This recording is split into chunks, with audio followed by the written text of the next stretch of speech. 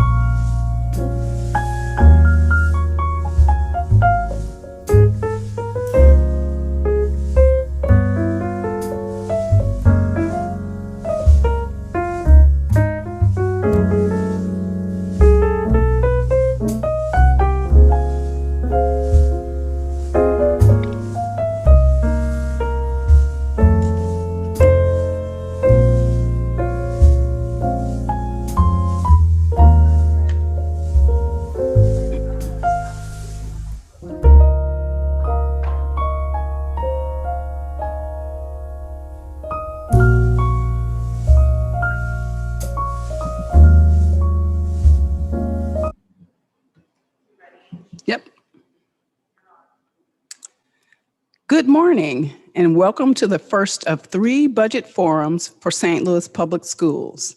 I am Angie Banks, the Chief Financial Officer, and our Superintendent, Dr. Kelvin Adams, will be joining us a little later to participate in the live Q&A segment.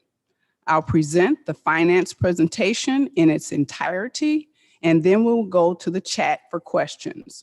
Ryan L. Jackson will be calling the questions for us. Can we have the presentation, please?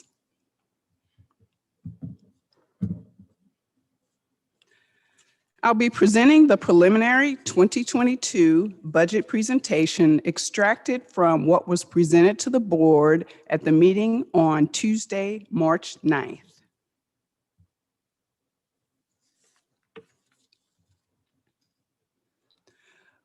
We'll go through some basic revenue assumptions for fiscal year 2022 for all the fund categories.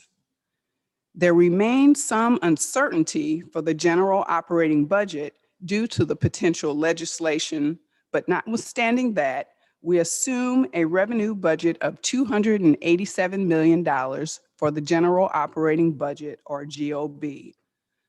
That is a slight reduction overall as compared to the current year projections. Specifically, we anticipate increased assessed valuations due to the hot real estate market we're experiencing. So anticipate a 0.5% increase in property taxes, but a decline in sales tax revenues of 3%. A 25% increase in building sales, and all else will be relatively flat or at the same level as the current year for our local revenue. We assume reductions in state revenue due to a 33% reduction in state aid. That's our basic formula and classroom trust, and full funding based on the governor lifting the current year reductions on March 1st.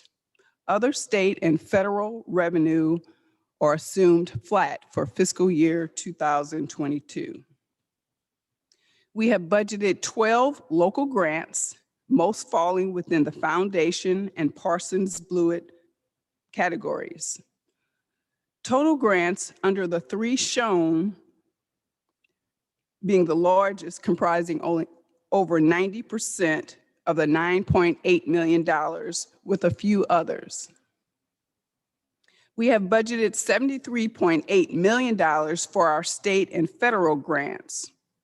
We do not have allocations for all of these budgets. For example, our entitlement grant allocations, including the title funds, special education, and Perkins, we typically receive not until mid to late April. These entitlement grants we receive based on federal law according to census data, enrollment, and poverty data.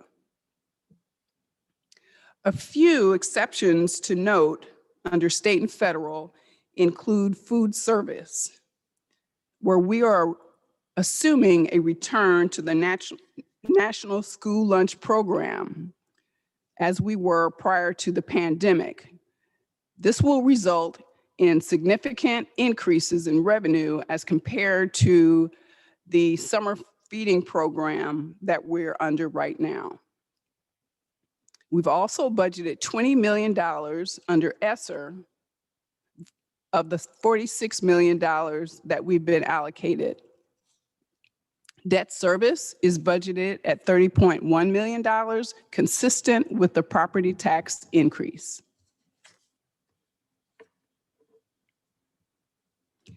Next, we'll move into expenditures and the fiscal year 22 initiatives, beginning with payroll. Most of the payroll changes relate to the consolidation upgrade plans. We've budgeted 27 additional elementary reading teachers at $1.5 million, 20 positions related to the virtual K-8 virtual program at $1 million, and 71 additional support positions as listed at $2.6 million. We anticipate some minimal extra service costs associated with the literacy PD and support program.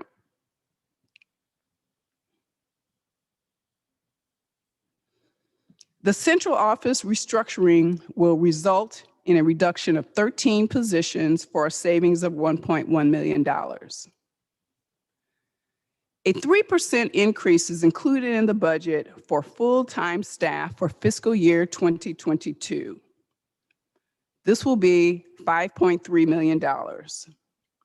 We also increased the minimum wage to $13 per hour in January of 2021 for full-time staff, and that minimum will increase $1 per hour for the next 2 Januaries. So to $14 in January 22 and $15 in January of 23.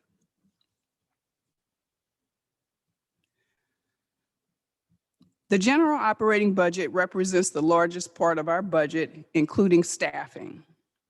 The Human Resources Staffing Guide includes ratios and formulas that determine all GOB-funded positions for St. Louis Public Schools.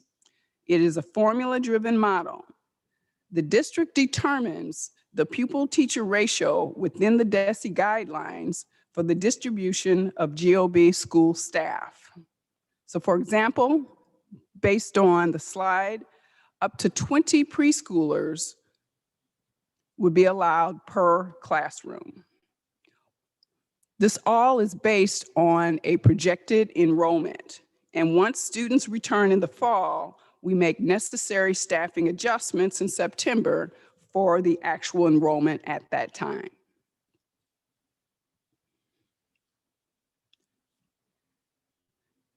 These are the basic GOB positions for school-based staff. You can see the different types of teacher allocations along with various aides, administrative, and student support positions. And again, all GOB staffing is formula-driven per the staffing guide.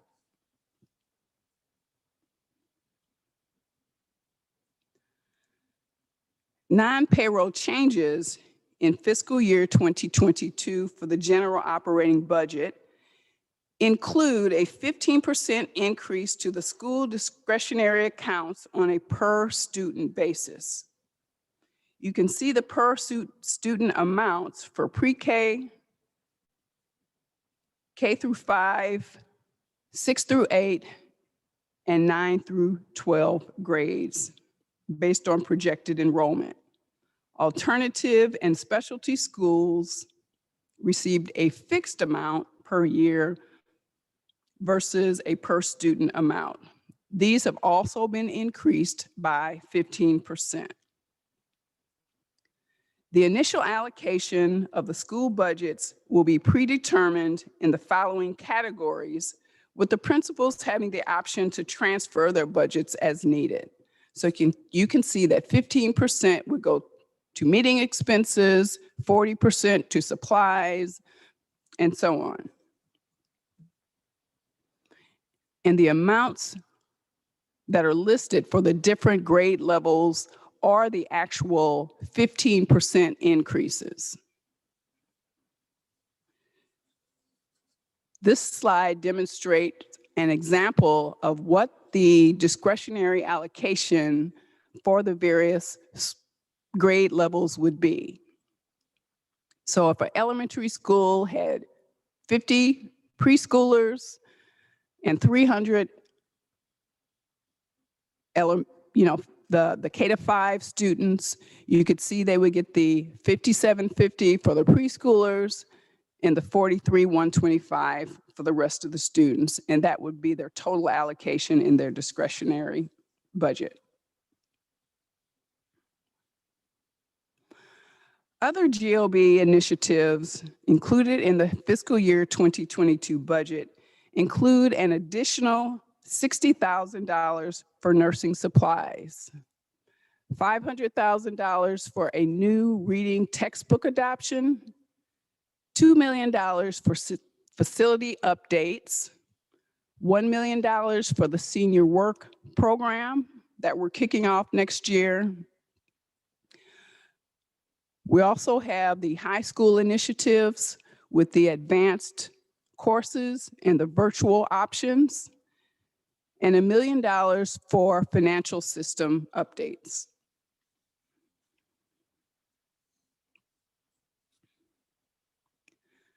We have $9.8 million budgeted for local grants, and the three major categories of local grants are listed here. There are also several smaller local grants that provide much needed support as well. The foundation, St. Louis Public Schools Foundation, at $7.7 million, includes grants for early childhood, student technology, career readiness, and student support initiatives. Parsons Blewett, at about $1 million, has several teacher and tuition-focused grants. The Simon Endowment, at $500,000, supports technology and equipment for our special education students, primarily at Nottingham, Gateway Michael, and Madison. There are no per pupil allocations for these and other local or competitive grants. Some of these grants are specific or program specific. They have a specific focus like gifted or reading. Some require applications, or some are just for specific schools. So for these and other reasons, you'll never have equal per pupil or per school budgets or expenditures.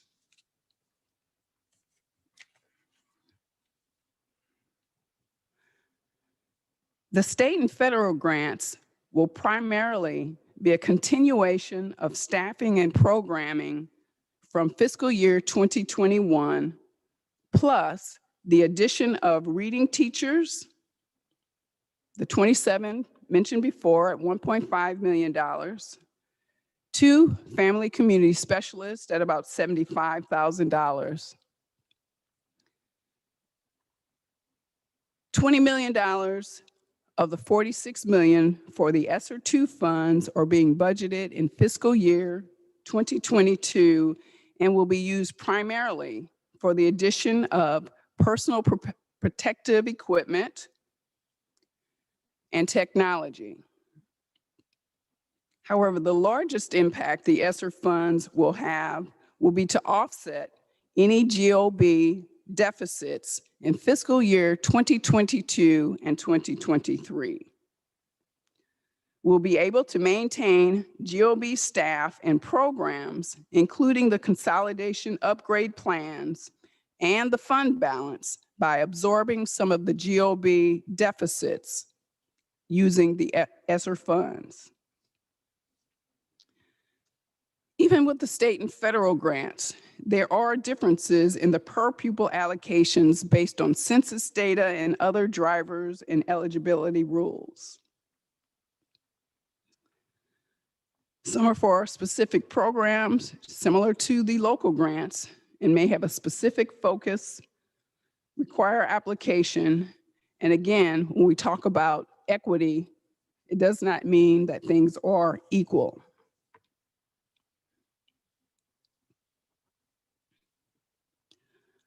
The debt service fund balance has been declining the past few years. However, for fiscal year 2022, there should be a surplus based on our current debt structure. Principal and interest payments are down about 20%, which will be a savings of about $6 million. This puts us in a position to consider a no tax increase bond issue. $150 to $200 million is the current estimate. In addition, we have 2 bond issues that are available to be refunded or refinanced at a lower rate which could save the district approximately $400,000 over the next few years.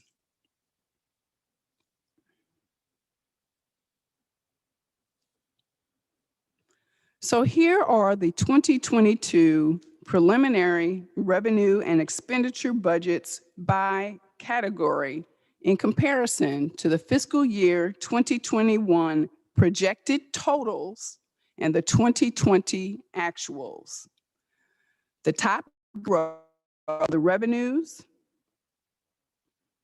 and the bottom green row are expenditures. So a few highlights.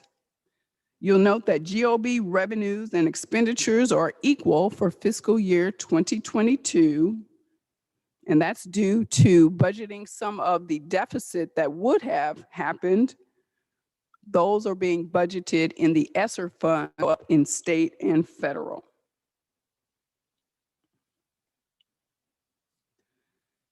'21 is the last year for SIG, or School Improvement Grant, but the $20 million that's being budgeted for ESSER is the reason for the big increase in the state and federal category in fiscal year 2022. We're also assuming a return to the National School Lunch Program for food service in 2022, which will hopefully eliminate the large deficit that we see in 2021 food service, where expenditures are much greater than the anticipated revenue. If the food service deficit would continue, the general operating budget would have to cover the deficit. And unfortunately, ESSER cannot cover the food service deficit due to its defined educational focus. So in summary, the fiscal year 2022 revenues are anticipated to be $400.7 million, a 7% increase, or $26.2 million increase as compared to the fiscal year 2021 projected revenues. And the 2022 expenditures are budgeted at $395.5 million, a 6.4% increase, or $23.7 million increase as compared to the fiscal year 2021 projected expenditures.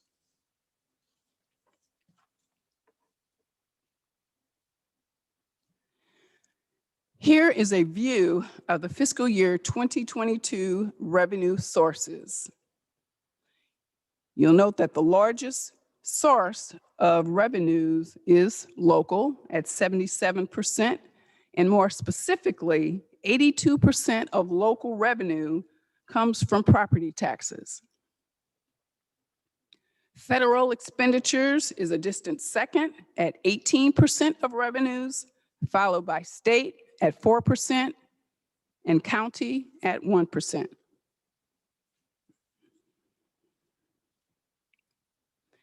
Here's a similar view of the fiscal year 2022 expenditures by major category. Salaries and benefits representing 66%. The next largest area is purchase services at 20%, which includes all district contracted services, large and small.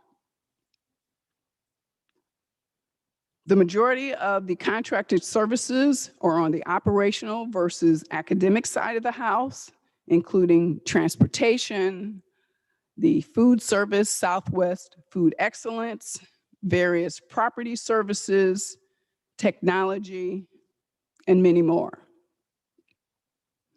The expenditures are rounded out by supplies and materials at 6%,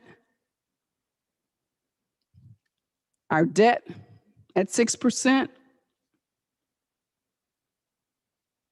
and finally, our capital outlay at 2%.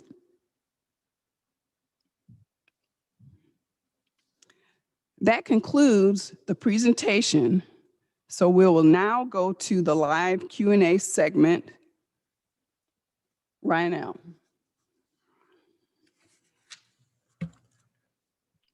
Thank you, Ms. Angie Banks. We have a few questions, and the first one is this. Why is St. Louis Public Schools hiring 15 more security officers without adding new social workers, despite currently having half the recommended number of social workers? Dr. Adams.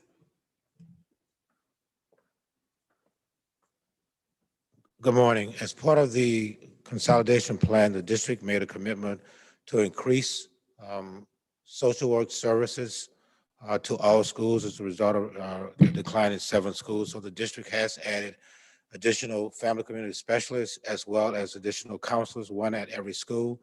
Also, the district was adding additional security officers for elementary schools to provide support at the elementary level. So the district holistically is adding additional services to support students. The security officers' roles will be security counselors, not in a traditional sense of security guards. So the support that students are receiving at the middle and high school level in that space will also be extended to our elementary schools.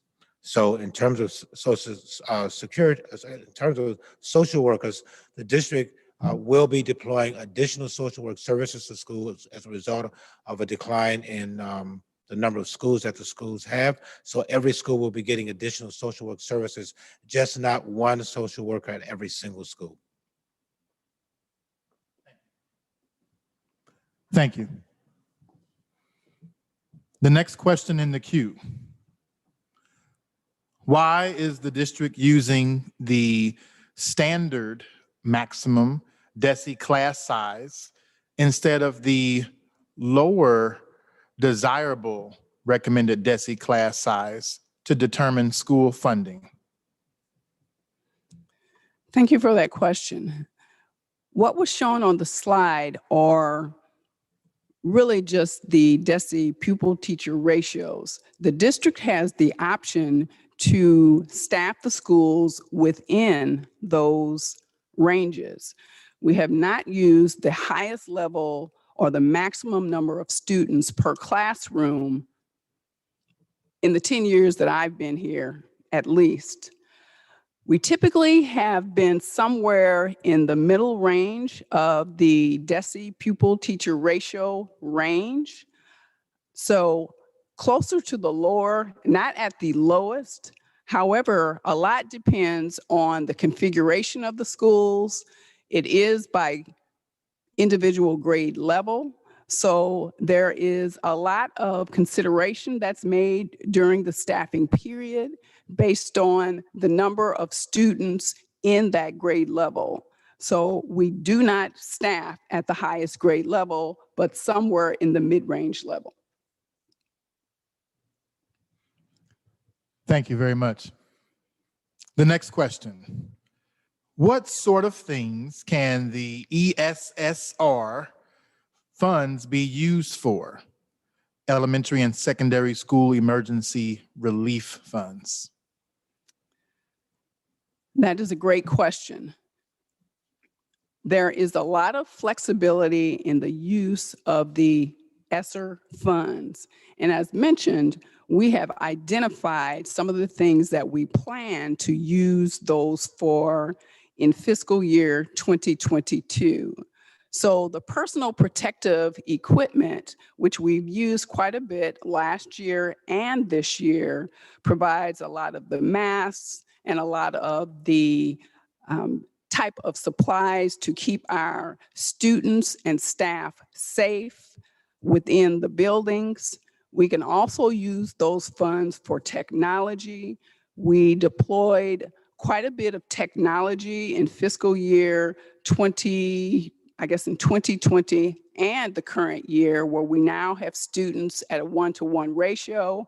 So all of the technology that's needed for the classrooms and for the students. There are all the virtual type of information that we need to include as far as We also provided students at home hotspots so they would have access to the technology. So there's lots of flexibility that we can use those ESSER funds to, and as I mentioned, with being able to offset some of the anticipated general operating fund deficits, we can use it for staffing. And what we anticipate using those for are for the student support services in fiscal year 2022. Each month, when we have the monthly financial update, we present the CARES current spend. And there are several categories that we have outlined that we have actually spent those funds in. Those presentations are available on the website if anyone has questions as to how we're using the current funds. But there is a lot of flexibility that the district can use those funds for, basically to help the students during this period where there has been some learning loss that all districts are concerned about. Thank you. The next question asks for a deeper dive into hiring additional family community specialists versus counselors. How can that be considered an increase in student support? Well, the family community specialists, and we, of course, have two additional positions that we anticipate hiring to provide better support for the students and families. However, what was the question on which position? Versus counselors. Okay, and I'll let Dr. Adams help on this also, but the counselors, based on the consolidations of schools, many of those counselors will be redirected to the remaining schools. So the current schools that will remain, they'll have additional support because no counselors are actually, we're not losing counselors. The remaining schools are actually will have additional services. If I understand the question correctly, the question is family community specialists in terms of providing support compared to counselors. And so both do the same. One is more focused on student support. One is more focused on student and family support. And so the creation, if you will, or extension of family community specialists in every single school provides the kind of support that families need as it relates to services that students may need from the school site. So we see them as working closely together along with our social workers and our administration and security, quite frankly, to support students holistically, not just from the mental health support, but also the physical support that students need, such that they feel safe and secure in our buildings as well. So family community specialists are an extension of the notion of support to families as well as kids. And so that's why we see family community support specialists being integral to supporting schools. Thank you, Dr. Adams. This next question tags along with that, and they're asking, in the selection of hiring additional security guards, how can we, I would say, separate the services between a social worker and a security guard? So social workers are still providing services to schools. The reduction in schools means that we will have more social work support in all of our schools. Some will have full-time social workers. All of our schools will not have full-time social workers as our counselors are. All of our schools will have security support, however. And so we're not necessarily separating the services as I think the question is addressing. It's really about making sure, and I think there's a misconception in terms of what the social workers do. The security do. They don't carry any weapons. They are responsible for assisting students before and after school.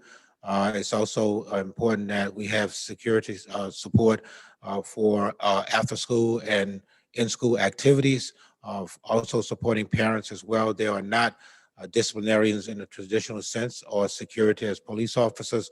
they are providing support to students as they do in our middle and high schools to make sure that students feel safe and secure in the school building. And so I don't know that there is a distinction between the two, but that distinction is not necessarily not aligned to supporting students holistically.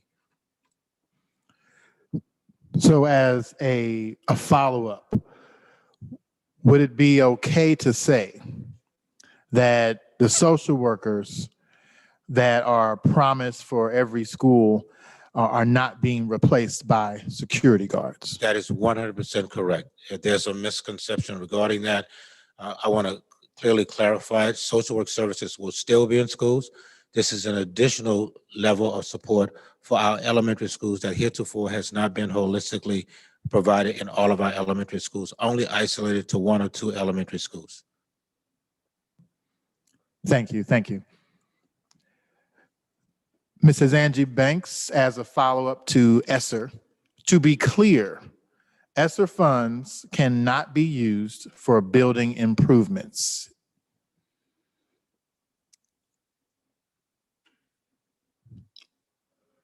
I would have to verify specifically on that note. We certainly don't have any intentions to use ESSER funds for any type of projects. There really is an educational focus for the ESSER funds to support the academic process, and it would be a bit of a hard sell to use it for some of the more capital related type projects. I mean, there might be some instances where it would be eligible, but we always want to be consistent with how we're using the funds. Even though there's a lot more flexibility in the use of those funds, we still have to comply with the essence of the law. So we really take a hard look and make sure that we're using the funds as they are intended. Thank you. Along those lines, it seems as though a lot of our schools are in need of repairs and upgrades. What pot or pool of money do those repairs come from? Well, currently, we spend probably approximately $1 to $2 million per year on some of those building maintenance type items, and that comes out of the general operating budget. However, as I mentioned, we are in a position where there's an opportunity to perhaps look at the possibility of issuing a bond, which would be specifically for those type of upgrades. You know, think Proposition S. When we had that $155 million bond issue, when we made some significant improvements to our buildings, we know that we have a long laundry list of potential upgrades that are needed, probably to the tune of $300 million, according to our facilities team. And that is, one of the reasons that, making sure that we have the appropriate number of buildings to maintain is important, because those are significant costs. So, of course, we don't want to put too much money into building repairs using our general operating budget. However, we really had no other option to do that with no active bonds right now. But that would be something that the board will likely be looking at. And with the decreased number of buildings, it'll be easier to maintain some of the critical things that we need to do. And as I mentioned, we currently have put $2 million into the fiscal year 22 budget in general operating for some of those facility updates, which include some painting, and something else.